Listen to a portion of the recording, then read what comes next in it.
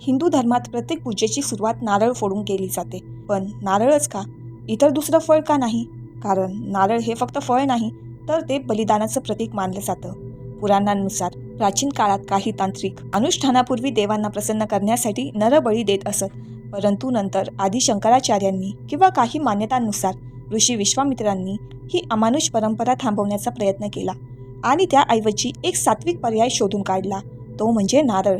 कारण नारळाची रचना माणसासारखी मानली जाते. त्याची जटा किंवा शेंडी म्हणजे केस, कठीण कवच म्हणजे कवटी, आतील पाणी म्हणजे रक्त आणि नारळावर असलेले 3 डाग म्हणजे 2 डोळे, 1 तोंड असं प्रतिकात्मक मानलं जातं. म्हणूनच आपण जेव्हा नारळ फोडतो तेव्हा त्याचा अर्थ असा असतो की आपण आपल्या अहंकाराची, आपल्या अभिमानाची बळी देत आहोत. त्यावेळी आपण देवाला सांगत असतो, हे प्रभू, माझा अहंकार, माझा गर्व मी फोडून टाकत आहे.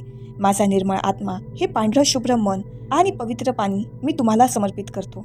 म्हणजे पुढच्या वेळी जेव्हा तुम्ही नारळ फोडाल तेव्हा हे लक्षात ठेवा, तुम्ही फक्त एक फळ फोडत नाही, तर तुमच्या अहंकाराचा त्याग करत आहात.